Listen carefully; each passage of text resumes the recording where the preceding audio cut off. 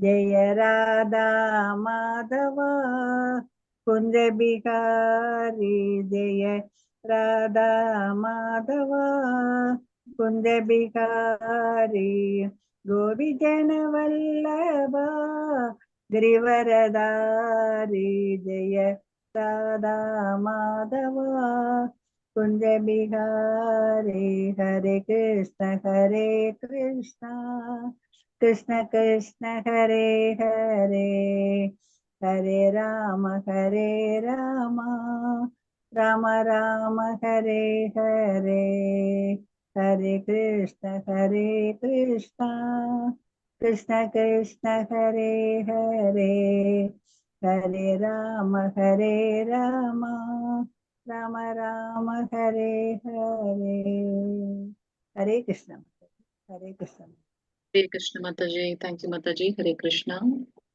18 நாட்களில் பகவத்கீதை கிளாஸ்ல இன்னைக்கு வந்திருக்கக்கூடிய அனைத்து பக்த கோடிகளையும் ஸ்ரீ ஸ்ரீ ராதா கோவிந்த இஸ்கான் பெங்களூர் சார்பாக வருக வருக என்று வரவேற்கின்றோம். ஹரே கிருஷ்ணா.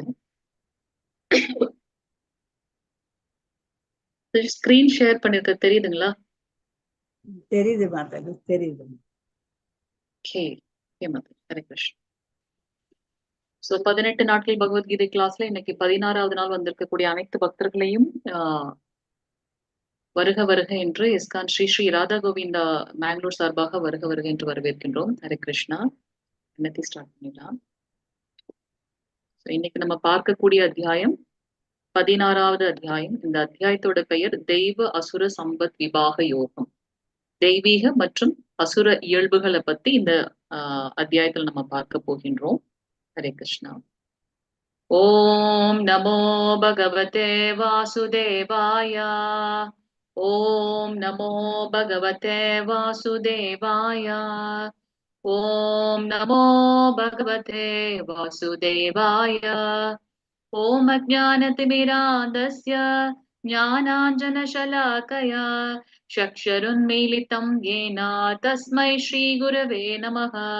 श्रीचैतन्यमनोभीष्टं स्थापितं येन भूतले स्वयं रूप कथामह्यं तथादि स्वपदान्तिकं वन्देऽहं श्रीगुरो श्रीयुतपदकमलं श्रीगुरुन् वैष्णवां च श्रीरूपं साग्रजातं सहगण रघुनाथान्वितं तं सजीवं साद्वैतं सावधूतं परिजनसहितं श्रीकृष्ण चैतन्य देवं श्रीराधा कृष्ण बादान् सहगण ललिता श्रीविशाखान्वितां च हे कृष्णा करुणा सिन्धु दीनबन्धो जगत्पदे गोपेश गोपिका कान्त राधा कान्त नमस्तुते तप्त काञ्चन गौरांगी राधे वृन्दावनेश्वरी वृषभानुसुत देवी प्रणमामि हरिप्रिये वाञ्छकल्पतरुभ्यश्च कृपा सिन्धुभ्यैव च पतितानां पावनेभ्यो वैष्णवेभ्यो नमो नमः.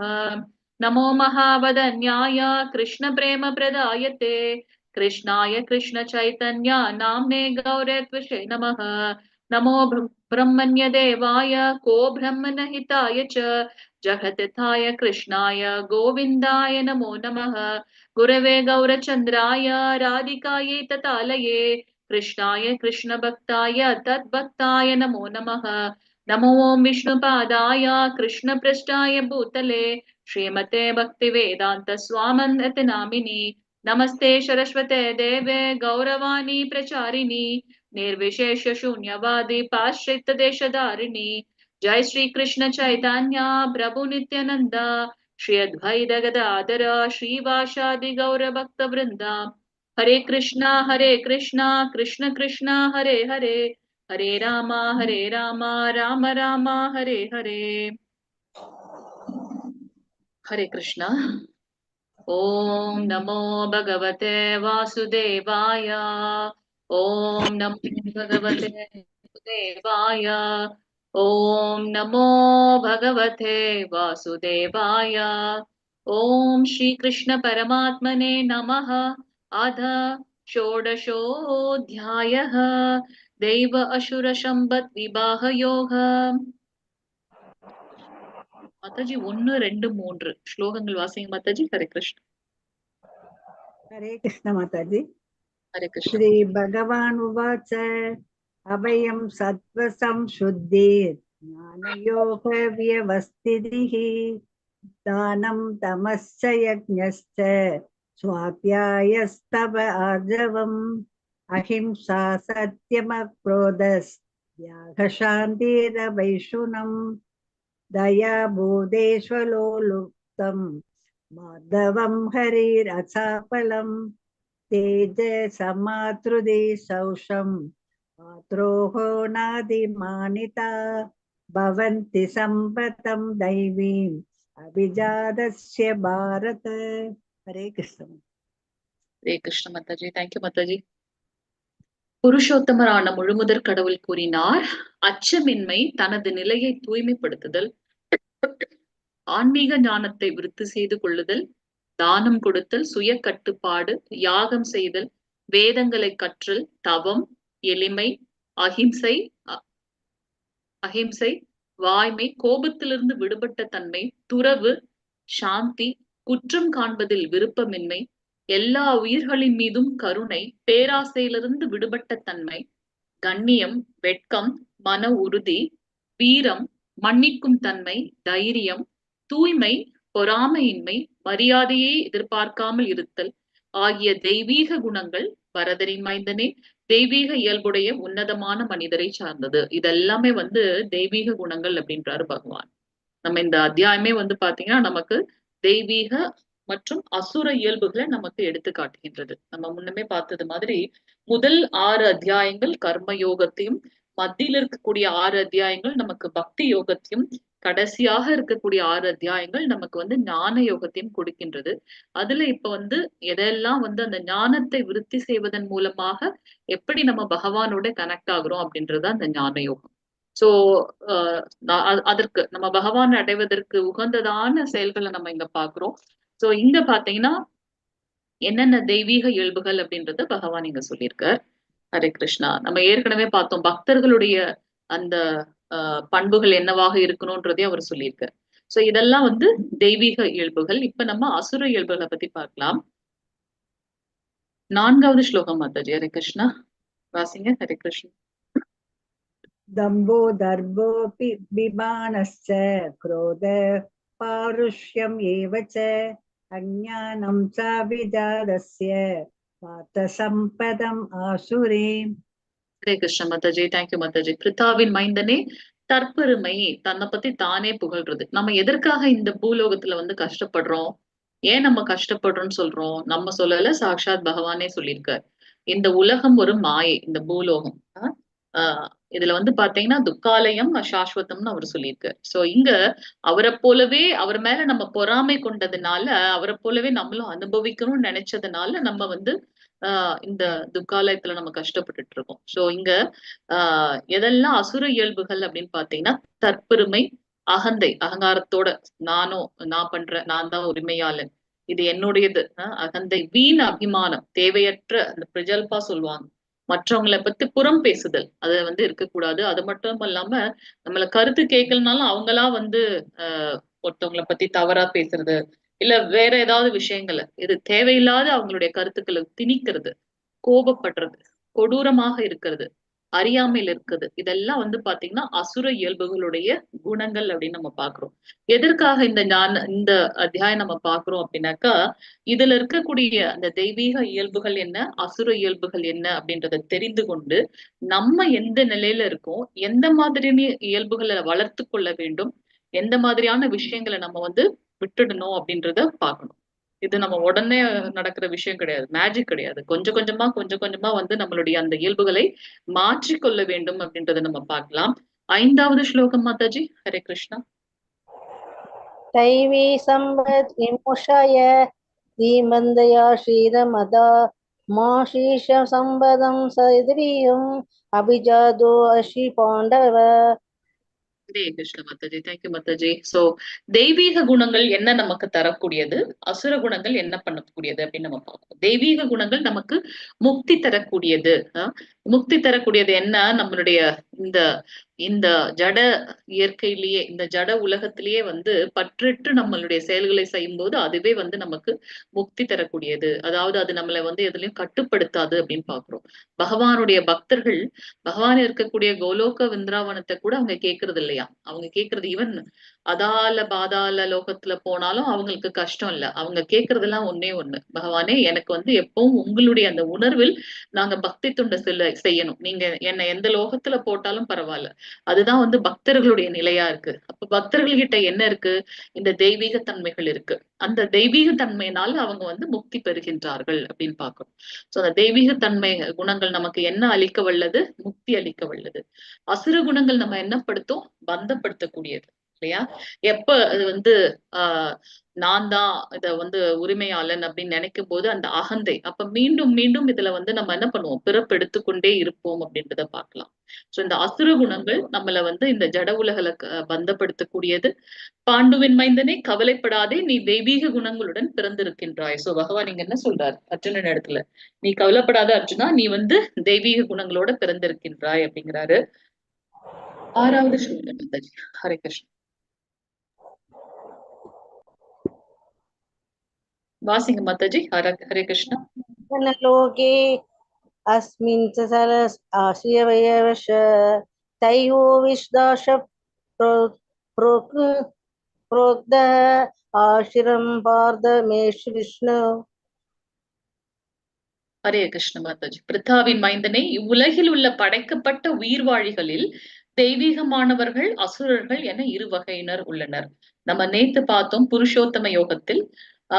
அதாவது தவறக்கூடியவர்கள், தவறாதவர்கள். யாரு தவறக்கூடியவர்கள்? இந்த ஜட உலகில இருக்கவங்க. ஏன்னா இது பௌதீகமான ஒன்று. அதனால நம்ம நிலையாக ஒரு இதுல இருக்க முடியாது. நம்மளுடைய அந்த பயிற்சியிலிருந்து வீழ்ச்சி அடையக்கூடிய சாத்தியக்கூறுகள் அதிகம். ஆனால் ஆன்மீக லோகத்துல இருக்கவங்க எப்பவுமே பகவானுக்கு நித்திய சேவை பண்ணிட்டு இருக்கிறதுனால அவங்க வந்து வீழ்ச்சி அடையாதவர்கள் அல்லது தவறாதவர்கள் அப்படின்னு நம்ம பார்த்தோம். அது போல முக்குணங்கள்ல நம்ம பார்த்தோம். மக்களை வந்து ரஜகுணம், தமோகுணம், சத்துவகுணத்துல இருக்கக்கூடியவர்கள் பிரிக்கலாம். அப்புறம் நிறைய கிளாசிபிகேஷன் ஆஃப் மக்களை வந்து இப்ப நம்ம பகவான் நமக்கு ஒண்ணுன்னா சொல்ல போறார். சோ இங்க அவர் என்ன சொல்றார்? இந்த படைக்கப்பட்ட உயிர் வாழிகள் எல்லாத்துலயும் தெய்வீகமானவர்கள், அசுரர்கள் என இரு வகைப்படுகின்றனர். சோ இதுல வந்து தெய்வீக குணங்களை பற்றி அவர் ஏற்கனவே நமக்கு சொல்லியிருக்கார். சோ அசுர குணங்களை பற்றி இனி நம்ம கிட்ட வந்து சொல்ல போறாங்க. பார்க்கலாம். 7வது ஸ்லோகம் வந்துச்சு. ஹரே கிருஷ்ணா. நிர்வൃத்தியம் ச ஜனானவித்ரு ஆஷிர நௌஷௌஷம் நாபிசாகாசரோ நௌசத்யம் தேஷி வித்யதே. ஹரே கிருஷ்ண மாதாஜி. அசுரத்தன்மை உடையவர்கள் என்ன செய்ய வேண்டும் என்றும் என்ன செய்யக்கூடாது என்றும் அறிவதில்லை. அவங்களுக்கு எது செய்யணும் எது செய்யக்கூடாதுன்ற ஞானம் இல்லை. தூய்மையோ முறையான நடத்தையோ வாய்மையோ அவர்களிடத்தில் காணப்படுவதில்லை. நம்ம ஏற்கனவே பார்த்திருக்கோம். தூய்மைன்னு எப்ப நம்ம சொன்னாலும் அதில் அகத்தூய்மை புறத்தூய்மை ரெண்டுமே இருக்கு. சோ அந்த தூய்மை இல்லாதவர்களாக இருக்காங்க. அவங்க கிட்ட அந்த ஒழுக்க நெறிகள் வந்து இருக்கிறது கிடையாது. உண்மை இருக்காது அப்படின்றத நம்ம இங்க பார்க்கலாம். இதெல்லாம் அசுர குணத்தில் இருக்கக்கூடிய இயல்புகள். நம்ம பார்த்தோம். நமக்கும் பகவானுக்கும் இருக்கக்கூடிய அந்த கனெக்ஷன் 3 விதமான விஷயங்கள்ல வந்து தள்ளி போயிருக்கு. என்ன அப்படின்னு பாத்தீங்கன்னா, எப்படி வந்து நம்ம 2வது அத்தியாயத்திலே பார்த்தோம். ஒரு நெருப்பை சுத்தி எப்படி புகை இருக்கும். சோ அந்த நெருப்பு கொஞ்சம் ஜுவாலையா எரிய ஆரம்பிச்சிச்சுன்னா இந்த புகை போயிடும். அது போல பகவானை பத்தின ஞானம் நமக்கு வந்துருச்சு அப்படின்னாக்கா இந்த பௌதீக கலங்கங்கள் நம்ம விட்டு போறதுனால பகவானை அடைய முடியும். சோ அது ஒரு இது. 2வது இது நம்ம பார்த்தோம். இந்த மாதிரி கண்ணாடியில இருக்கக்கூடிய தூசு மாதிரி திரும்ப திரும்ப திரும்ப திரும்ப பகவானை பத்தின அந்த விஷயங்களை கேட்கும் போதும் அந்த நவவித பக்தியில நம்ம ஈடுபடும் போதும் அவரை பற்றி நல்லா நம்ம தெரிஞ்சுக்க முடிகின்றது. 3வது இந்த கர்ப்பப்பையில இருக்கக்கூடிய சிசு மாதிரி இல்லையா? சோ இங்க நம்ம என்ன பாக்குறோம் அப்படின்னாக்கா, பகவானை பத்தின ஞானம் எப்ப நமக்கு கிடைக்கின்றதோ அப்ப நம்ம அந்த தெய்வீக பண்புகளை பெற்று பக்தி தொண்டு செய்து அவரை அடைகின்றோம் அப்படின்னு இங்க பார்க்கலாம். இங்க இந்த அசுரத்தனமான குணமுள்ளவர்கள் என்ன பண்றாங்கன்னா, அவங்களுக்கு என்ன செய்யணும்னு தெரியாது, என்ன செய்யக்கூடாதுன்னு தெரியாது.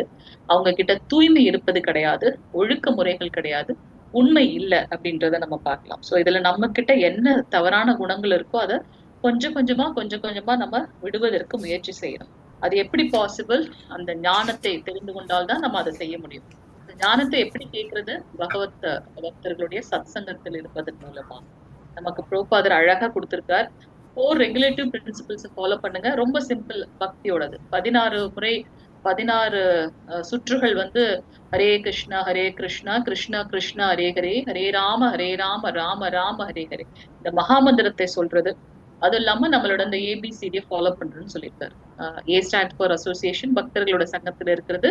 B stand for reading Bhagavad Gita and Bhagavatam. Because நம்மளுடைய பர்போட்ல ப்ரோபாத் நமக்கு சொல்லியிருக்கார் பகவான் ஸ்ரீமத் பாகவதமாக இருக்காங்க அப்படின்னு சொல்லிட்டு, சோ இலக்கிய அவதாரமாக. சோ நம்ம எதனால உய்வு பெற முடியும், இந்த மனித வாழ்வுல இருந்து உய்வு பெற முடியும் எதால அப்படின்னு பாத்தீங்கன்னா, பகவத்கீதை பாகவதம் படிப்பதன் மூலமாக அந்த ஞானத்தை விருத்தி செய்து கொண்டு கலங்கங்கள் நம்மை விட்டு போய் பக்தி தொண்டு எப்படி பண்ணணும்ன்றத நமக்கு வழிகாட்டி பகவானை அடைய முடியும் அப்படின்றத நம்ம பார்க்கணும். அதனாலதான் பகவத்கீதை வந்து பாத்தீங்கன்னா ரிலீஜியஸ் புக் இல்ல, அது மேனுவல் ஆஃப் லைஃப் அப்படின்னு நம்ம பார்க்கணும். ஸோ இங்க 8வது ஸ்லோகம் வாசி மாதாஜி. ஹரே கிருஷ்ணா. असत्यम् अब्रदिष्टं ते जगत्काहिर् अनीश्वरम् अपरस्पर सम्भूतं किम् अन्यु कामवैदुகம். ஹரே கிருஷ்ண மாதாஜி. தேங்க்யூ மாதாஜி. சோ அவர்கள் இவ்வுலகம் பொய் என்றும், அவர்கள்னா இங்க யார் சொல்றாங்க? பகவான் இங்க வந்து யாரு? இந்த அசுரர்கள். அந்த அசுரர்கள் இவ்வுலகம் பொய் என்றும் அஸ்திவாரம் இல்லாதது என்றும் கட்டுப்படுத்தும் கடவுள் எவரும் இல்லை என்றும் கூறுகின்றனர். அவங்க சொல்றாங்க இந்த உலகமே பொய், அதுக்குன்னு ஒரு ஒரு அஸ்திவாரம்னா என்ன சொல்றது, ஒரு பேஸே இல்லாம இருக்கு, அது இல்லாம இதை கட்டுப்படுத்தக்கூடிய கடவுள் யாரும் இல்லை அப்படின்னு. அப்ப இந்த பிரபஞ்சத்தை பற்றி அவங்க ஃபுல்லா தெரிஞ்சு கொண்டாங்கன்னா அப்ப அப்ப இது எங்கேயோ இருந்து வருது இல்லையா, ஏதோ ஒரு மூலம் இருக்கின்றது. இப்ப இது பொய் அப்படின்னாக்க இது எப்படி எக்ஸிஸ்ட் ஆகுது இல்லையா? சோ அவங்க என்ன சொல்றாங்க அப்படின்னாக்க, காம இச்சையால் உண்டாக்கப்பட்டதாக, காமத்தை தவிர இதற்கு வேறு காரணம் இல்லை என்றும் அவர்கள் கூறுகின்றனர். இந்த அசுரத்தனமான இருக்கவங்க என்ன சொல்றாங்க அப்படின்னாக்கா, இது காம இச்சையால மட்டுமே உருவாக்கப்பட்ட உலகம், இந்த பிரபஞ்சம் அப்படின்றவங்க சொல்றாங்க. காமம் தான் வந்து மூலம் அப்படின்றாங்க. 9வது ஸ்லோகம் மாதாஜி. ஹரே கிருஷ்ணா. வேதாம் திருஷ்டும் அவிஷ்டப நஷ்டதாத்மனோ அல்பபுத்திய பிரபுவந்து விக்ரம் கர்மோன சுஷய சகதோ அஷித. ஹரே கிருஷ்ண மாதாஜி. ஸ்ரீலட்சுமி மாதாஜி, அடுத்த ஸ்லோகம் நீங்க வாசிக்கிறீங்களா? இல்ல ரெண்டு பேருமே ஒரே மாதிரி பேசுற மாதிரி இருக்கே, ஒரே இடத்துல இருக்கீங்களா ரெண்டு பேரும்? ஸ்ரீலட்சுமி தான் இவ்வளவு நேரம் வாசிட்டு இருந்தா. அப்ப சாந்தி மாதாஜிக்கும் மைக் ஆன் ஆயிருக்கு. இல்ல இப்பதான் ஆன் பண்ணினேன். Okay okay. நஷ்டாத்மனோ அல்பயுத்ய பிரபுவந்த யுக்ர கர்மான சாஷய ஜகதோ ஹஹித. ஹரே கிருஷ்ண மாதாஜி. தேங்க்யூ மாதாஜி. இத்தகு முடிவுகளை பின்பற்றி அறிவில்லாதவர்களும் தம்மை இழந்தவர்களுமான அசுரர்கள் உலகத்தை அழிப்பதற்கான பலனற்ற கொடூரமான செயல்களில் ஈடுபடுகின்றனர். நம்ம பார்த்தோம் இந்த கடைசி 6 அத்தியாயங்கள் நமக்கு வந்து ஞான யோகத்தை கொடுக்குதுன்னு. அதுல நம்ம இப்ப பாக்குறது இந்த தெய்வீக மற்றும் அசுர இயல்புகள் என்னன்றத பார்த்தோம். இந்த அசுர இயல்புகள் இருக்கிறதுனால அவங்க அவங்க இப்ப நம்ம பார்த்தோம் அவங்களுடைய இந்த எக்ஸிஸ்டன்ஸ் ஆஃப் பிரபஞ்சத்துக்கு வந்து அவங்க என்ன சொல்றாங்க, காமேற்றின்னு சொல்றாங்க.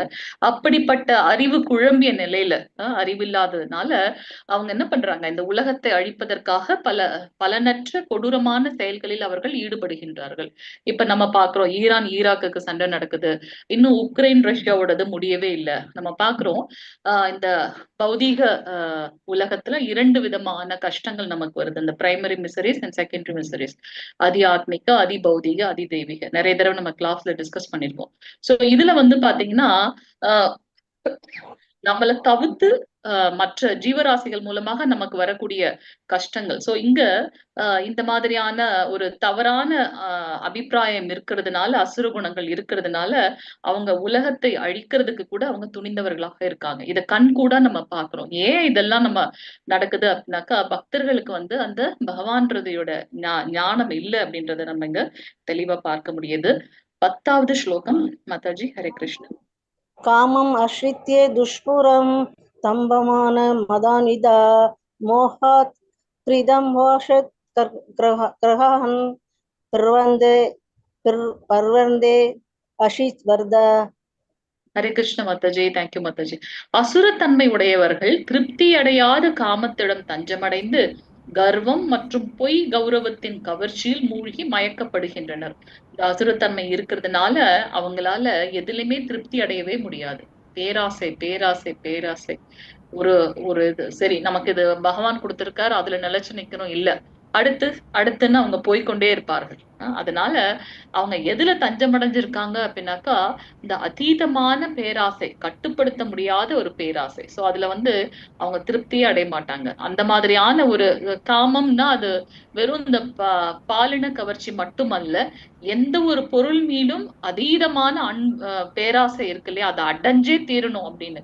அந்த மாதிரியான ஒரு பைத்தியக்காரத்தனமான ஒரு விஷயம் பாத்தீங்கன்னா ஆஹ் அந்த காமம் அப்படின்னு நம்ம பாக்குறோம். சோ திருப்தி அடையாத காமத்திடம் தஞ்சமடைந்து கர்வம் மற்றும் பொய் கௌரவத்தின் கவர்ச்சியில் மூழ்கி, கர்வம், நான் தான் அனுபவிக்கிறேன், நான் தான் இதுக்கு உரிமையாளன் அப்படின்ற அந்த கர்வம், என்னுடையதுன்ற அந்த கர்வம் மற்றும் பொய் கௌரவத்தின் கவர்ச்சியில் மூழ்கி அவங்க மயக்கப்படுகின்றார்கள். யாரு?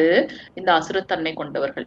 எப்போதும் தூய்மையற்ற விரதங்களில் ஈடுபடும் அவர்கள் நிரந்தரமற்ற பொருட்களால் கவரப்படுகின்றனர். எக்ஸாம்பிள் பாத்தீங்கன்னா அத்தனை அசுரர்களையும் நம்ம எடுத்துக்கலாம். சோ இவங்க தூய்மையற்ற விரதங்களில் ஈடுபடுகின்றார்கள். நம்ம பகாசுரன் தன்னுடைய தலையவே அவர் கட் பண்ணிக்கிட்டாரு. ராவணன் ராவணன் அவரும் நிறைய தவங்கள் இருந்தாரு. ஹிரண்யகசிபு ஹிரண்யகசிபு அவருடைய உடம்பு ஃபுல்லா புத்து வச்சிருச்சு. இருந்தாலுமே பாத்தீங்கன்னா கடைசியா தன்னையே கொல்றதுக்கு அவர் தயாராயிட்டார். சோ தூய்மையற்ற விரதங்கள், அது மட்டும் இல்லாம நிரந்தரமற்ற பொருட்களால் அவர்கள் கவரப்படுகின்றனர். எப்ப நம்ம இந்த பிரபஞ்சத்துல பிறப்பு அப்படின்னு ஒண்ணு எடுக்கிறோமோ அப்ப கண்டிப்பா இறப்பை நோக்கிதான் நம்ம போயிட்டு இருக்கோம். அது மட்டுமல்ல, புரோபார் சொல்லுவாங்க, அந்த கடைசி கடைசி நேரத்துல அந்த மரணப்படுக்கையில இருக்கும்போது ஒரு மனிதன் எப்படி வாழணும்ன்றது நம்ம ஒண்ணு சொல்லி கொடுத்திருக்கோம். இப்ப ஒரு மனிதன் மரணத்தின் போது எப்படி அந்த அந்த அந்த இந்த எடுத்த உடலை விட்டு மரணத்தை எப்படி எதிர்நோக்கணும்ன்ற அந்த ஞானத்தையும் நான் உங்களுக்கு பிராக்டிக்கலா சொல்லித்தரேன் அப்படின்னு சொல்லியிருப்பாங்க. சோ அந்த அவரை சுத்தி பாத்தீங்கன்னா கீர்த்தனம் போய்கிட்டே இருக்கும், பகவானுடைய நாமத்தை சொல்லிட்டே இருப்பாங்க, துளசி தீர்த்தம் வச்சிருப்பாங்க. சோ நரசிம்மரோட பாடல் போயிட்டே இருக்கும், ஹரே கிருஷ்ணா மகாமந்திரம் போயிட்டே இருக்கும். சோ அல்டிமேட்டா நம்மளுடைய அந்த இயக்கம், பிரபாதர் உருவாக்கிய அந்த இயக்கம் என்ன அப்படின்னு பாத்தீங்கன்னா, எப்படி நம்ம we are preparing for the next birth, அடுத்த பிறப்புக்கு எப்படி நம்ம தயார் பண்ணிக்கிறது, சோ மரணத்தின் தருவாயில் அதை எப்படி எதிர்நோக்குறது அப்படின்றத இங்க பார்க்கலாம். சோ ஹிரண்யகசிபு மரணமே இருக்காது, இல்லாத ஒரு நிலை வேணும்ட்டு பிரம்மதேவர்கிட்ட தவறு வரம் கேட்கிறார். அவர் சொல்றார், நானே மரணத்துக்கு உட்பட்டவன் தான், சோ அத என்னால தர முடியாது, அதற்கு பதிலாக உடனே அவர் ரொம்ப கிளவரா என்ன பண்றாரு ஹிரண்யகசிபு, நிறைய அந்த அந்த 9 கட்டளைகள் வைக்கிறார். யாருக்காவது தெரியுமா அவருடைய அந்த கதை, ஹிரண்யகசிபோட கதை தெரியுமா? லைக் அவர் கேட்டிருப்பார் இந்த மாதிரி என்ன சொல்றது, டே டைம்லயும் சாகக்கூடாது, நைட்லயும் சாகக்கூடாது, அந்த மாதிரி இருக்கக்கூடாது. சோ சந்தியாகால வேளையில அவர் உயிர் போகும். அதே மாதிரி மனுஷனாலையும் நான் இறக்கக்கூடாது, மிருகத்தாலையும் இறக்கக்கூடாது. சோ நரசிம்மர் சிம்ஹ, அதாவது மனுஷன் பிளஸ் அந்த சிம்ம இதுல வர்றாரு அவர். மனுஷன், சிம்மனா சிம்மம், சிங்கத்தோட இது கரெக்ட். சிங்கத்தோட இதுல அடுத்து காமம். ஒரு நாளுன்னு எடுத்தனா பகல்னு ஒண்ணு இருக்கும், இரவுன்னு இருக்கும். சோ அவரு ரொம்ப கிளவரா, ஓகே மரணம் இல்லாததுதான் உங்களால தர முடியாது, அப்ப மரணம் எதாலெல்லாம் வரும்னு யோசிச்சு ரொம்ப புத்திசாலித்தனமா ஹிரண்யகசிபு என்ன பண்றாரு, இதெல்லாம் தானே வரும், சோ அப்ப அதால எனக்கு மரணம் வரக்கூடாதுன்னு கேட்டுட்டா அப்படின்னு ரொம்ப புத்திசாலித்தனமா ஹிரண்யகசிபு சொல்வாரு இல்லையா. ஒரு ஒரு நாளுன்னு எடுத்தா ஒண்ணு பகலுன்னு இருக்கும், இரவுன்னு இருக்கும். அவர் நடுவுல இருக்கிறத மறந்துட்டாரு. ஆனா பகவான் முழுமையான அறிவு கொண்டவர் இல்லையா. சோ அவருக்கு நமக்கு எல்லாம் என்ன சொல்றது, அவரே விதை கொடுக்கும் தந்தை, அவரிடத்துல இருந்துதான் எல்லாமே வருது. சோ அவர் என்ன பண்றாரு, சந்தியா வேலை எடுக்கிறாரு. மாதாஜி சொன்னது மாதிரி ஒரு ஒரு மரணம் வந்தா ஒண்ணு மனுஷனால வரணும், இல்லைன்னா மிருகத்தால வரணும், அது ரெண்டாலே வரக்கூடாது. இவர் ரெண்டும் கலந்து வர்றாரு. ஓகே, அது மட்டும் இல்லாம பிரம்மாதேவராலதான் இந்த பிரபஞ்சமே படைக்கப்பட்டிருக்கு. அப்ப அவரால படைக்கப்பட்ட எதுவாலையும் எனக்கு மரணம் வரக்கூடாது அப்படின்னு பாக்குறாரு. அதுக்கப்புறம் பாத்தீங்கன்னா ஒண்ணு நில வீட்டுக்குள்ளேயும் அதுதான் வரேன். இப்ப நிலத்திலயும் மரணம் இருக்கக்கூடாது, ஆகாயத்திலும் மரணம் இருக்கக்கூடாது. இப்ப இப்ப இந்த வெளியே எடுத்துட்டோம்னா ஒண்ணு தரையில இருந்தா நம்ம மரணிக்கலாம், அப்படி இல்லைன்னாக்கா வானத்துல இருந்தா இதா இருக்கும். இது ரெண்டுத்துலயும் மரணம் வரக்கூடாது. அவர் என்ன பண்ணுவாரு, அவரோட மடியில வச்சு என்ன பண்ணுவாரு, ஹிரண்யகசிபுவை வந்து வதம் பண்ணுவான்னு பாக்கலாம். அது போல இப்போ இப்போ ஒண்ணு எடுத்தோம்னா, ஒரு வீடுன்னு எடுத்தோம்னா உள்ள வெளியே ரெண்டுதான் இருக்கும் இல்லையா. அவர் என்ன பண்ணுவார், ரெண்டுத்துலயுமே மரணம் வரக்கூடாது. அவர் என்ன பண்றார், கரெக்டா அந்த வாசப்படியில வச்சு. ஆமா. சோ அவரு அவரு அதே சமயத்துல அவர் தத்தாஸ்து கொடுத்துட்டாரு. பிரம்மதேவர் பகவானுடைய பகவானுடைய பக்தன் இல்லையா. சோ தன்னுடைய பக்தனுடைய வாக்கையும் காப்பாத்தணும், அது போல தர்மத்தையும் நிலைநாட்டணும், ஹிரண்யகசிபுக்கும் வந்து பாத்தீங்கன்னா முக்தி கொடுக்கணும். சோ அவர் என்னெல்லாம் கட்டளை போட்டாரோ அது எல்லாத்துலயும் இது பண்ணிட்டாரு. அது போல நீங்க படைச்ச எந்த ஒரு விஷயத்தாலையும் எனக்கு மரணம் வரக்கூடாதுட்டார். அதனாலதான் அவர் என்ன பண்றாரு, நகத்தாலேயே வந்து ஹிரண்யகசிபுக்கு வந்து அந்த இது நடக்குது அப்படின்னு.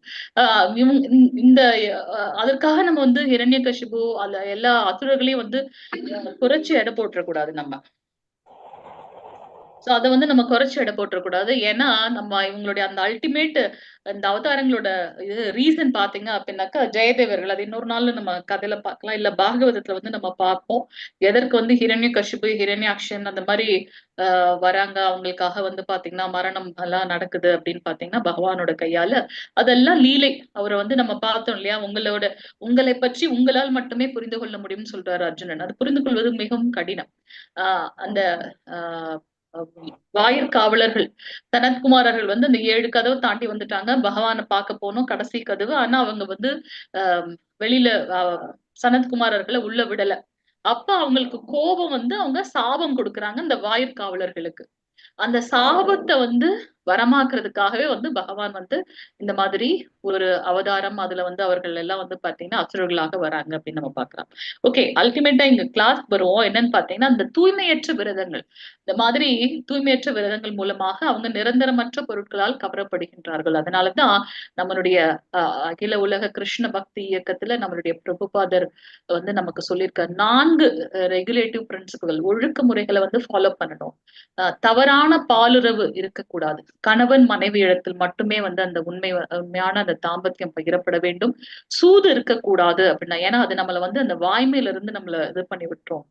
அது மட்டும் அல்லாமல் மது அருந்தக்கூடாது. மது அருந்தும் போது நம்மளுடைய அந்த பயங்கரமான அந்த தமோகுணத்துக்கு நம்ம போயிடுறோம், என்ன நடக்குதுன்றதே நமக்கு தெரியாது, அறியாமையில ஆட்கொள்ளப்படுவோம். அதுக்கப்புறம் வந்து பாத்தீங்கன்னா புலால் உண்பதை தவிர்த்தல். இதனால என்ன ஆகுது, நமக்கு கருணை இல்லாம போயிடும் அப்படின்றத பாக்கணும். நமக்கு யார் அந்த ரைட்ஸ் கொடுத்தது, ஒரு உயிரை இது பண்ணி அதை நம்ம சாப்பிடுறதுக்கு?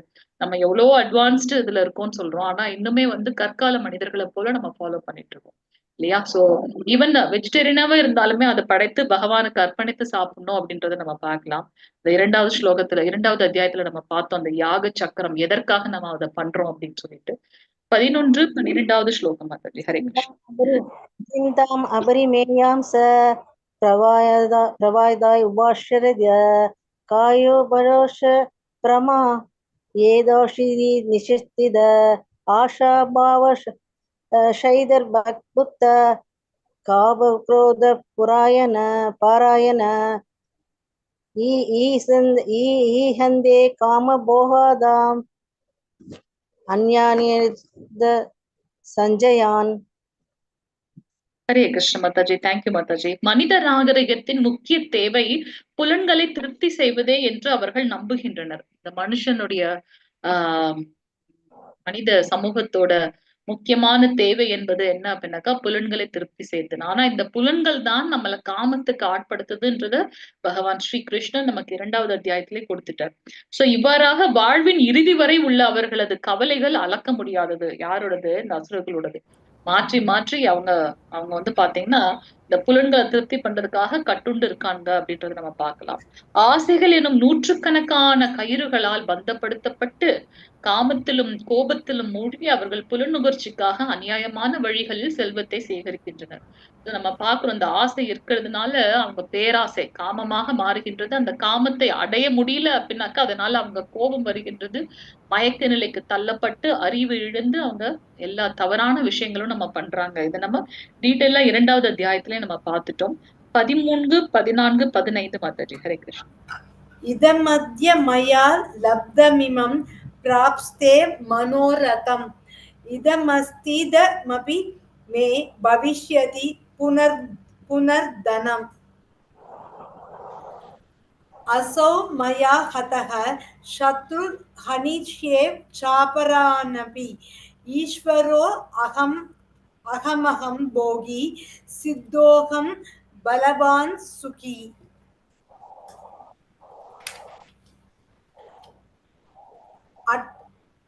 आटयो बिजन्वानस्मि गोन्योस्ति सदृशो मया यक्ष्ये दास्यामि मोदिष्य इत्यज्ञान विमोहिताः. हरे कृष्णा மாதாஜி. தேங்க்யூ மாதாஜி. சோ இங்க பார்த்தோம்னா அசுரத்தன்மையுடையவன் எண்ணுகின்றான், இன்று என்னிடம் இவ்வளவு சொத்து உள்ளது, எனது திட்டங்களின்படி நான் நிறைய லாபம் அடைய போகின்றேன், தற்போது இவ்வளவு என்னுடையதாக இருக்கின்ற, எதிர்காலத்தில் இது மேன்மேலும் பெருகும். அவன் என்னுடைய எதிரி, அவனை நான் கொன்று விட்டேன், என்னுடைய மற்ற எதிரிகளும் கொல்லப்படுவர். அப்ப நான் திருப்பி திருப்பி இந்த வேலையை பண்ணிட்டே இருப்பேன், எனக்கு இன்னும் செல்வத்தை பெருக்கணும், இன்னும் எதிரிகளை கொல்லணும். அப்ப நான் என்ன பண்றேன், என்னையே அறியாம இந்த கர்ம பலன்கள்ல பந்தப்பட்டு விடுகின்றேன். நானே எல்லாவற்றின் இறைவன் அந்த மாதிரி நினைச்சதுனாலதான் நம்ம இங்க கஷ்டப்பட்டுட்டு இருக்கோம் இல்லையா? நானே அனுபவிப்பாளர், நானா உண்மையான அனுபவிப்பாளர் யாரு? பகவான் ஸ்ரீ கிருஷ்ணர். அதனாலதான் அவர் ரிஷிகேஷர் அப்படின்னு சொல்றோம். நானே பக்குவமானவனும் பலமுடையவனும் மகிழ்ச்சியானவனும் ஆவேன். செல்வாக்கு மிக்க உறவினர்களால் சூழப்பட்ட மிகப்பெரிய செல்வந்தன் நானே. என்னை போன்று சக்தியுடையவனும் மகிழ்பவனும் வேறு யாரும் இல்லை. நான் யாகங்கள் செய்வேன், தானங்கள் கொடுப்பேன், இவ்வாறு இன்பமாக இருப்பேன். இவ்விதமாக அத்தகு மக்கள் அறியாமையினால் மயக்கப்படுகின்றனர். எல்லாம் நான் பண்றேன், நான் அந்த நான்ற அகங்காரம் இல்லையா, அது அவங்களை என்ன பண்ணுது, வீழ்ச்சி அடைய வைக்குது அப்படின்னு நம்ம பார்க்கலாம். இங்க பாத்தீங்கன்னா ஹிரண்யகசிபு ஆக்சுவலா இப்போ ஒரு விஷயத்த பத்தி நமக்கு தெரியணும் அப்படின்னாக்கா என்ன பண்ணுவோம், யாராவது ஏதாவது சொன்னா மட்டும்தான் அந்த விஷயத்த பத்தி தெரியும். இப்ப நமக்கு இப்ப ஒலிம்பிக் நடக்குது, இந்த ஒலிம்பிக் எப்படி நடக்குது அப்படின்னு யாராவது சொன்னாங்கன்னா அதை நம்ம கேட்டு நம்ம அதை விஷுவலைஸ் பண்ணுவோம் இல்லையா? ஆனா உலகங்களும் ஹிரண்யகசிபு வாழ்கன்னு எல்லாரும் கோஷம் போடுறாங்க. ஆனா பிரலாத் மகாராஜர் மட்டும் நாராயணன் தான் அவங்க என்ன பண்றாங்க, முழுமுதற் கடவுள் அப்படின்னு சொல்றாரு. ஏன் அப்படின்னு பாத்தீங்கன்னா, அவர் கர்ப்பத்துல இருக்கும் போதே நாரத முனிவர் அவங்களுடைய அம்மாக்கு பகவான் பத்தின ஞானத்தை கொடுத்திருக்காரு. அதனால அவரு கர்ப்பத்துல இருக்கும் போது கேட்டதன் பலனாக வெளியில வந்ததுக்கு அப்புறம் எப்பவும் நாராயணனோட புகழே பாடுறார். தன் மகனாகவே இருந்தாலும் ஹிரண்யகசிபுக்கு அவ்வளவு கோபம் வருது இல்லையா? அதனால பிரலாத் மகாராஜரை என்ன கொல்றதுக்கு முடிவு பண்ணி என்ன கஷ்டம் எல்லாம் கொடுக்கணுமோ அதெல்லாம் கொடுத்துட்டார் ஹிரண்யகசிபு. தன் மகனை அந்த மாதிரி பண்ண முடியுமா? அப்ப இது பாத்தீங்கன்னா அந்த அசுர இயல்புக்கான ஒரு குணம் அப்படின்றத நம்ம பார்க்கலாம். அடுத்தது பாத்தீங்கன்னா கம்சனோடது பாக்குறோம். சொந்த தங்கையே வேற யாரும் வேண்டாம், சாரதி வேணா, நானே சாரதியா போறேன், அவ்வளவு நல்லவரா இருந்தார். எப்ப அசரீரி கேட்டதோ அடுத்த நிமிஷம் என்ன பண்றார், தங்கையை கொல்றதுக்காக அந்த வாள் எடுத்து கொல்ல போறார்.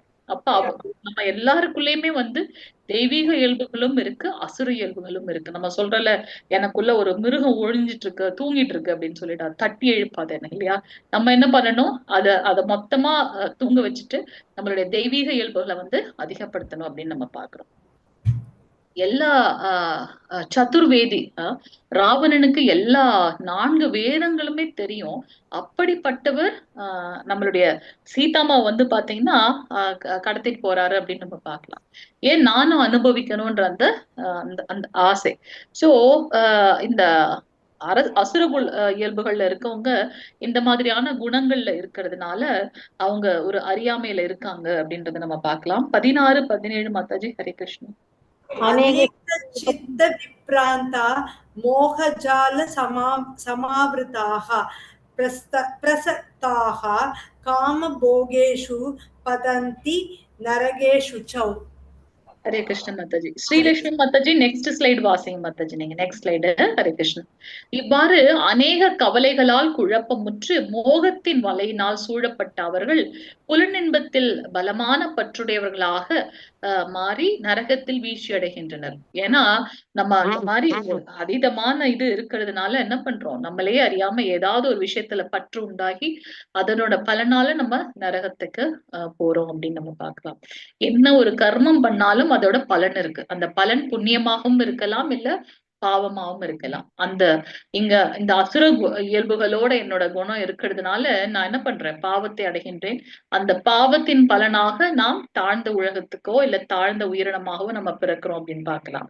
செல்வத்தாலும் பொய் கௌரவத்தாலும் மயக்கப்பட்டு தன்னில் திருப்தியுற்று எப்போதும் திமிருடன் விளங்கும் இவர்கள் சில சமயங்களில் எந்த சட்டதிட்டத்தையும் பின்பற்றாமல் பெயரளவில் கௌரவத்துடன் யாகங்களை செய்கின்றனர்.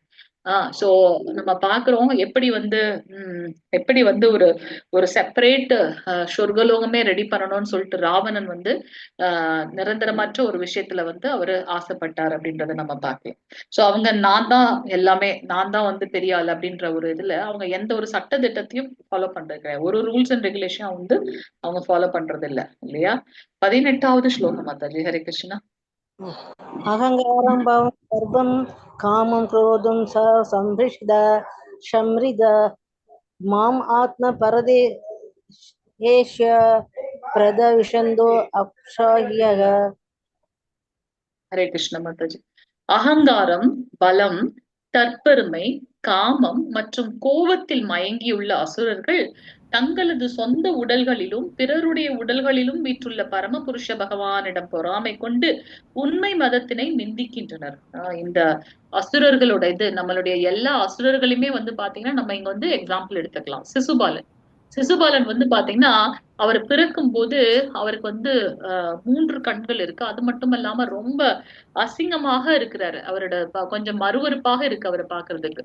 அப்ப திருப்பி வந்து ஒரு அசரீரி கேக்குது, இந்த மாதிரி யாருடைய அந்த ஸ்பரிசம் படுறதுனால இவர் வந்து பாத்தீங்கன்னா ரொம்ப அழகா மாறிடுவார், அது மட்டுமல்ல அந்த அந்த கண் வந்து மறைஞ்சு போயிடும் அப்படின்னு சொல்ற அந்த அசரீரி கேக்குது. ஆனா அதே அந்த யாரோட ஸ்பரிசம் பட்டதுனால அவர் வந்து ரொம்ப திவ்யமா திகழ்றாரோ அவருடைய கையாலதான் இவருக்கு வந்து மரணம் கிடைக்கும் அப்படின்றத வந்து அசரீரி சொல்லுது. அதை கேட்ட உடனே சிசுபாலனோட அம்மாவுக்கு வந்து ரொம்ப கவலையாக இருக்கு. ஏன் அப்படின்னாக்கா அவங்க வந்து சொந்த வசுதேவருடைய தங்கை. சோ ஸ்ரீ கிருஷ்ணருக்கு வந்து பாத்தீங்கன்னா சொந்த அத்தை. அப்ப இந்த சிசுபாலன் வந்து அப்பத்துல இருந்தே வந்து பகவான் மேல ஒரே பொறாம, இவனாலதான் மரணம் வரைய போகுதுன்னு நமக்கு தெரிஞ்சு போச்சே. சோ அதனால அவர் என்ன பண்ணுவாரா, எப்ப பார்த்தாலும் திட்டிகிட்டே இருப்பாரா பகவான.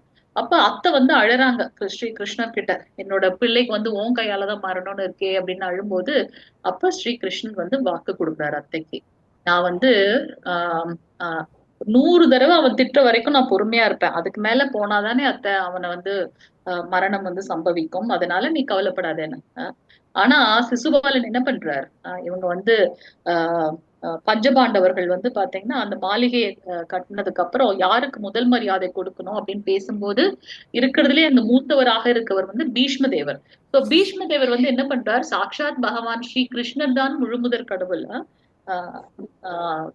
ஸ்ரீ கிருஷ்ண து பகவான் ஸ்வயம், ஸ்ரீ கிருஷ்ண து பகவான் ஸ்வயம், அவரே வந்து முழுமுதற் கடவுள். சோ அவருக்குதான் வந்து முதல் மரியாதை கொடுக்கணும்னு சொல்றாரு.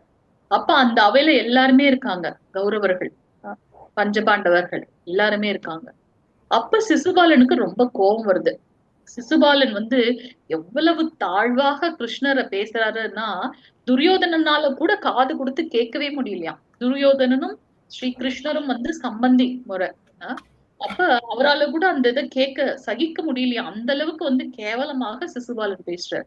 பகவானிடத்துல இருக்கக்கூடிய அத்தனை விஷயங்களும் வந்து பாத்தீங்கன்னா ரொம்ப தெய்வீகமானது. அவரிடத்துல இருக்கக்கூடிய சங்காக இருக்கட்டும், சக்கரமாக இருக்கட்டும், கதையாக இருக்கட்டும், தாமரை மலராக இருக்கட்டும், எல்லாமே வந்து தெய்வீகமானோம். அவங்க எல்லாமே ஒரு ஒரு ஒரு ஒவ்வொரு பக்தர்கள் தான் வந்து அந்த மாதிரி அலங்காரங்களாக அவருக்கு மாறி இருக்காங்க. அப்ப எப்ப அந்த 100வது இது வருகின்றதோ அப்ப உடனே என்ன பண்ற, பகவானுடைய அந்த சக்கரம் வந்து பாத்தீங்கன்னா சிசுபாலனை வந்து கொல்லுது. எல்லாரும் முன்னாடியும் இதெல்லாம் நடக்குது அந்த அவையில, இல்லையா? ஏன் அப்படின்னு பாத்தீங்கன்னா அந்த அசுரத்தனமான குணம், சிசுபாலன் இடத்துல இந்த அசுரத்தனமான குணம், அந்த அகங்காரம், நான் தான் பெரிய ஆள் அப்படின்னு, பலம், தற்பெருமை, கர்வம், இதெல்லாம் நம்மள வந்து என்ன பண்ணுது, ஒரு கோபத்துல கொண்டு போய் அதனால நம்ம அறிவு இழக்கப்படுகின்றோம். அதனால அசுரர்கள்னா உடனே அவங்க எல்லாம் மட்டும் இல்ல, நம்ம எல்லாம் கூட தான் அசுரர்கள். நமக்குள்ளேயும் வந்து இந்த எண்ணங்கள் இருக்கு இல்லையா? சில சமயம் யாராவது நம்மள டென்ஷன் பண்ணி பார்த்துட்டாங்கன்னா அப்ப நம்ம உள்ளார இருக்கக்கூடிய அசுரத்தனம் எல்லாம் வெளியில வர ஆரம்பிச்சிடும். சோ அத வந்து கொஞ்சம் சப்ரஸ் பண்ணி நம்மளுடைய தெய்வீக இயல்புகளை வளர்த்து கொண்டு பகவானிடத்தில் பக்தி செய்யணும். தங்களது சொந்த உடல்களிலும் பிறருடைய உடல்களிலும் வீற்றுள்ள பரமபுருஷ பகவானிடம் பொறாமை கொண்டு உண்மை மதத்தினை நிந்திக்கின்றனர். அதாவது எல்லாரையும் ரொம்ப அலட்சியமா, ஆனா பக்தர்கள் இப்ப எப்ப இது வரைக்கும் நம்ம பகவத்கீதை இப்ப நம்ம பார்த்துட்டு இருக்கோம், இதுக்கு முன்னாடி வரைக்கும் நம்ம மத்தவங்களை பாக்குற விதம் வேறமாக இருக்கும். ஆனா எப்ப நம்ம இந்த சத் சங்கத்துல வந்துட்டோம், நம்ம கொஞ்சமாவது பகவானை பத்தி தெரிஞ்சுக்க ட்ரை பண்றோம், அப்ப இதன் மூலமாக நம்ம இனிமே மத்தவங்களை பாக்குற விதம் வேறமாக இருக்கும். ஈவன் அவங்க வந்து நம்ம கிட்ட சண்டை போடுற விதமாக வந்தாலுமே நம்மளுடைய பார்வை என்னவாக இருக்கும் அப்படின்னாக்கா, ஒவ்வொருத்தருக்குள்ளயும் ஆத்மாவும் இருக்கு, பரமாத்மாவும் இருக்கு. இவர் ஏன் என்கிட்ட இவ்வளவு கோவமா நடக்கிறார்? மேபி என்னோட பூர்வ ஜென்ம கர்ம பலனாக இருக்கலாம். போன ஜென்மத்துல நான் இவருடைய இடத்துல இருந்து இவரை நான் திட்டி இருந்திருக்கலாம். அது இப்ப எனக்கு ரிவர்ஸா கிடைக்குது. என்ன நடந்தாலும் சர்வம் கிருஷ்ணார்ப்பணம் அப்படின்னு நம்ம போயிடும். சோ ஏன்னா நம்மளுக்கு வந்து இப்ப படிக்கிறதுனால அந்த ஞானம் இருக்கு. இவருக்குள்ளயும் ஆத்மாவும் இருக்கார், பரமாத்மாவும் இருக்கு. எப்படி நம்ம கோயிலுக்கு போனோம்னா எப்படி பகவானுக்கு வந்து ரொம்ப பவ்யமாக அடக்கத்தோட அவருக்கு வந்து நமஸ்காரங்கள் வணக்கங்கள் செய்யறோமோ, அது போல ஒவ்வொருத்தரையும் பார்க்கும் போதும் நமக்கு வந்து இவரிடத்துலயும் வந்து ஆத்மா பரமாத்மா இருக்கார் அப்படின்ற அந்த ஞானத்துல வந்து நம்ம அவங்கள பாக்குறோம். அதனால நம்ம வந்து எல்லாருமே வந்து சரிசமமாக நடத்துவோம். அப்ப நமக்கு வந்து பாத்தீங்கன்னா ஈவன் ஒருத்தர் கோபத்தோட வந்தாலுமே நம்ம அந்த ஞானத்தின் மூலமாக அமைதியா போயிட்டோம் அப்படின்னாக்கா அவருடைய கோபமும் வந்து குறைஞ்சிடும் அப்படின்றத நம்ம பார்க்கலாம். சோ இங்க அந்த ஞானம் இல்லாததுனால அவங்க அந்த அசுர குணத்துல இருக்கவங்க தவறாக நடக்கிறாங்க அப்படின்னு பாக்குறோம். 20வது ஸ்லோகம் மாதாஜி. ஹரே கிருஷ்ணா. ஸ்ரீரம் யோனிம் ஆப்பன்ன மூடா ஜன்மனி ஜன்மனி மாம் அப்ரயபய கோயிந்தே ததோ யாந்த யதமாம் பகதிம். ஹரே கிருஷ்ண மாதாஜி. குந்தி மகனே, அசுரத்தனமான வாழ்வினங்களில் மீண்டும் மீண்டும் பிறவி எடுக்கும் இத்தகையவர்கள் என்றுமே என்னை அடைய முடியாது. ஏன்னா கொஞ்சமாச்சும் அவர் வந்து நமக்கு வந்து பாத்தீங்கன்னா அங்கங்க செக் பாயிண்ட் வச்சிருப்பாரு. என்னதான் நம்ம இப்ப ஒரு ஒரு வீட்டுல இருந்து ஒரு குழந்தை வெளியில போயிடுச்சு அப்படின்னாக்கா திருப்பி அந்த குழந்தை வர வரைக்கும் அந்த தாய்க்கும் தந்தைக்கும் வந்து பாத்தீங்கன்னா இருப்பு கொள்ளாது. இந்த வாசலையே பார்த்துட்டு இருப்பாங்க எப்ப குழந்தை வரும். சோ நம்முடைய பகவானும் நமக்காக காத்து கொண்டிருக்கின்றார். சோ இந்த மாதிரியான அசுரத்தனமான குணங்கள் இருக்கிறதுனால மீண்டும் மீண்டும் இந்த கர்ம பலன்ல மாட்டிக்கிறதுனால பிறப்பு இறப்புன்ற சக்கரத்துல சுழன்று கொண்டிருக்கின்றோம். சோ இவர்கள் பிறவி அதே அந்த தாழ்ந்ததிலே பிறவி எடுக்கிறதுனால என்னை என்றுமே அடைய முடியாது அப்படின்னு பகவானே சொல்றாங்க.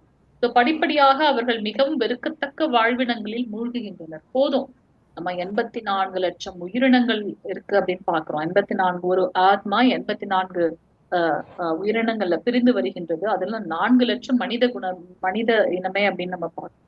சோ ஏதோ நம்ம பண்ணின பூர்வ ஜென்ம பலன் காரணமாக பகவானுடைய அதீதமான கருணையின் காரணமாக பக்தர்களுடைய அதீதமான கருணை, நம்முடைய ஆச்சாரியர்களோட அதீதமான கருணை, தெய்வத்திரு ஆசா பக்தி வேதாந்த ஸ்ரீல பிரபுபாதருடைய அதீதமான கருணையின் மூலமாக நமக்கு இந்த சத்சங்கம் அமைந்திருக்கின்றது. இதன் மூலமாக நம்ம இந்த மனித வாழ்விலிருந்து மீண்டும் உய்வு பெறுவதற்கு பார்க்கணுமே தவிர்த்து மீண்டும் தாழ்வான இடத்துக்கு நம்ம போக ட்ரை பண்ணக்கூடாது. 21வது ஸ்லோகம் மாதாஜி. ஹரே கிருஷ்ணா. த்ரிவிதம் நரகஸ் ஏதம் துவாரம் நாசன மாத்மனக காமக क्रोधस्तथा लोभस् तस्मात् एतत् त्रयं त्यजेत्. हरे कृष्णा माताजी. மாதாஜி, தேங்க்யூ மாதாஜி. காமம், கோபம், பேராசை நல்ல ஞாபகம் வச்சுக்கணும். நம்மளுடைய அந்த நரகத்திற்கு, நரகம்னா என்னன்னு சொல்லிட்டாரு, எப்படி நம்ம நரகத்துக்கு போறோம்னு சொல்லிட்டாரு இல்லையா? காமம், கோபம், பேராசை, இது 3 விஷயம் தான் நம்மள நரகத்துக்கு எடுத்து போகுது. காமம் என்ன? எந்த ஒரு பொருள் மீதும் அதீதமான பற்று, அதாவது அதிகப்படியான, அது இல்லைன்னா வாழ்க்கையே இல்லை அந்த மாதிரியான ரொம்ப பேராசை, கட்டுப்படுத்த முடியாத பேராசை, அது நம்மள நரகத்துக்கு கொண்டு செல்லும். அடுத்தது கோபம். எதற்கு நமக்கு கோபம் வரணும்? எப்ப நமக்கு இந்த ஞானம் கிடைக்குதோ, எல்லாரிடத்திலயும் பகவான் உள்ளும் புறமும், அவரே சொல்றார், உள்ளும் புறமும் அசையும் அசையாது உயிருள்ள உயிரற்ற அனைத்திலும் நான் சிரோதகசாய் விஷ்ணுவாக பரமாத்மாவாக வீற்றுள்ளேன் அப்படின்னு சொல்லி அந்த ஞானம் இருக்கும்போது நம்ம அடுத்தவர்கள் மேல கோபப்பட மாட்டோம். அடுத்தது பேராசை இல்லையா? ஒரு விஷயத்த திருப்தி அடையாம மீண்டும் மீண்டும் வேற விஷயங்கள் மேல நம்ம போறது. சோ இது மூணுமே நம்மள வந்து நரகத்திற்கு கொண்டு செல்லக்கூடிய கதவுகள் அப்படின்றத நம்ம இங்க பார்க்கலாம். இவை ஆத்மாவை அழிவு பாதையில் நடத்துவதால் ஒவ்வொரு அறிவுள்ள மனிதனும் இவற்றை துறக்க வேண்டும். நமக்கு எப்ப அந்த செல்ஃப் சாட்டிஸ்பாக்சன் இல்லையோ, சுய திருப்தி இல்லையோ, அடுத்தவங்க மேல அந்த பொறாமை கொண்டுகிட்டே இருக்கிறதுனால நமக்கு வந்து பாத்தீங்கன்னா அது அந்த பேராசையில கொண்டு செலுத்தி நம்மள நரகத்துக்கு கொண்டு போயிடும். சோ இத வந்து நம்ம அந்த ஆத்மாவை அழிவு பாதையில் நடத்துவதால் ஒவ்வொரு அறிவுள்ள மனிதன் இதையெல்லாம் துறக்கணும். என்ன 3 விஷயத்தை துறக்கணும்? காமம், கோபம், பேராசை துறக்கணும். ஓகே, அதை எப்படி துறக்கிறது? எப்ப நம்ம பகவானுடைய நாமத்தை சொல்றோமோ அப்ப ஆட்டோமேட்டிக்கா நம்மளுடைய அந்த பௌதீக கலங்கங்கள் நம்ம விட்டு போயிடுது அப்படின்றத நம்ம பார்க்கலாம். 22வது ஸ்லோகம் மாதாஜி. ஹரே கிருஷ்ணன். येन धर्मविमुक्त कौन्तेय तमोत्रयस्त्रिभिरद असरत्मन शिरेश श्रेयो तदो यादि यः परां कदिम्. ஹரே கிருஷ்ண மாதாஜி. குந்தியின் மகனே, நரகத்தின் இந்த 3 கதவுகளிலிருந்து தப்பிய மனிதன், இந்த 3 விஷயம் எது? காமம், கோபம், பேராசை, அதுல இருந்து தப்பியவர்கள் தன்னுணர்வுக்கு அனுகூலமான செயல்களை செய்து படிப்படியாக பரம இலக்கை அடைகின்றனர். தன்னுணர்வுனா என்ன? அந்த நாம் யாருன்ற அந்த ஞானம், அந்த ஆத்ம ஞானத்தை அடைவதன் மூலமாக மெதுவாக படிப்படியாக நம்ம பரம இலக்கை அடைகின்றோம். எது நம்மளுடைய பரம இலக்கு? பகவான் ஸ்ரீ கிருஷ்ணரை அடைவதே நம்முடைய பரம இலக்கு. அது எப்படி பாசிபிள் அப்படின்னு பாத்தீங்கன்னா, ஆன்மீக குருவை வந்து அங்கீகரிக்கப்பட்ட ஆன்மீக குருவிடம் சரணடைதல், அவரை ஏற்றுக்கொண்டு அவரிடம் சரணடைதல். நம்ம பார்த்தோம். இது ஏன் அவங்களை ஏற்றுக்கொள்ள வேண்டும்? நமக்கே பிரபு அது சொல்லியிருக்காரு. அவங்களால மட்டும்தான் எப்படி சாஸ்திரத்துல சொல்லப்பட்டதோ அது போல அவங்களுடைய வாழ்க்கையை நடத்துறதுனால அவங்களாம் வந்து அங்கீகரிக்கப்பட்ட ஆன்மீக குருக்கள். அவர்களிடம் முழுமையாக சரணடைவதன் மூலமாக இந்த ஆத்ம ஞானத்தை பெற முடியும். ஏன் அப்படின்னாக்கா எப்படி என்ன அவங்க சொல்லித்தரணுமோ அது அப்படியே வாழ்ந்து காட்டுறாங்க. அது எப்படி சாஸ்திரத்துல சொல்லப்பட்டிருக்கோ அது போல வாழ்ந்து காட்டுறாங்க. அவங்க ஃபார் எக்ஸாம்பிள் ஒரு டிரைவிங் லைசன்ஸ் எடுக்கிறோம் அப்படின்னாக்கா அந்த டீச்சரால மட்டும்தான் நமக்கு வந்து அது எப்படின்னு சொல்லி தர முடியும். ஏன்னா அவங்க ஆல்ரெடி அதை உணர்ந்திருக்காங்க, என்னென்ன தவறு பண்ணுவாங்க, எப்படி அந்த நுணுக்கங்கள் என்ன அப்படின்றத வந்து சொல்லுவாங்க. ஒரு செஃப் எடுத்துக்கிட்டாலும் இதை இப்படி பண்ணா எப்படி இருக்கும், எதை கரெக்டான வழியில போகணும் அப்படின்றத அவங்க சொல்லுவாங்க. சோ அங்கீகரிக்கப்பட்ட ஆன்மீக குருவை அணுகுதல், வேதங்களை படித்தல், நமக்கு கொடுக்கப்பட்டது 2 பகவத்கீதை, ஸ்ரீமத் பாகவதம், அதை படிக்கிறது, தவங்களை மேற்கொள்ளுதல், புலன் அடக்கம் இருக்கணும். அது எப்படி பாசிபிள் அப்படின்னா நம்மளுடைய அந்த 4 ரெகுலேட்டிவ் பிரின்சிபிள்ஸை ஃபாலோ பண்றது, ஆன்மீக ஞானத்தை விருத்தி செய்து கொள்ளுதல். இதன் மூலமாக படிப்படியாக பகவான் அடைய முடியும். ஸோ முதல் படி என்ன அப்படின்னாக்கா அங்கீகரிக்கப்பட்ட ஆன்மீக குருவை அணுகுதல். ஸோ அது ஏன் அப்படின்னாக்கா இந்த குரு சீட பரம்பரையின் மூலமாக வந்த ஒரு பரம்பரை எடுத்து அவரிடத்தில் நாம் முழுமையாக சரணடையும் போது அவர் நமக்கு மற்ற ஞானத்தை கொடுக்கிறார் அப்படின்றத நம்ம இங்க பாக்குறோம். 23வது ஸ்லோகம். யஹ சாஸ்திர விதி முத்ஸ்ருஜ்ய வர்த்ததே காமகாரதக ந ச சித்திமவாப்னோதி ந சுகம் ந பராம் கதிம். சாஸ்திர விதிகளை புறக்கணித்து தனது மனம் போன போக்கில் செயல்படுபவன் பக்குவத்தையோ சுகத்தையோ பரம இலக்கையோ அடைவதில்லை. ஒண்ணு அவன் முழுமை பெறணும், இல்ல சந்தோஷமாச்சு பெறணும், அதுவும் இல்ல வாழ்க்கையோட அல்டிமேட் கோல் என்ன, அதையாவது அடையணும், இல்ல எதுவுமே நடக்காது. ஏன்னா நம்ம சாஸ்திரத்துல சொல்லப்பட்டதை ஃபாலோ பண்ணல, அதனால இது எதுவுமே நடக்காது. கடைசி ஸ்லோகம் மாதாஜி. சாஸ்திரம் பிரமாணம் தே காரிய व्यवस्थितौ ज्ञात्वा शास्त्र विधानोक्तं कर्म कर्तुं मिहासि.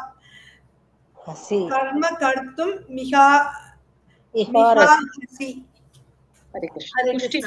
ओम तत्सदिति श्रीमद् भगवद्गीतासु उपनिषत्सु ब्रह्म विद्यायां योगशास्त्रे श्री कृष्णार्जुन संवादे दैव असुर संपत् विभाग योगो नाम षोडशोऽध्यायः.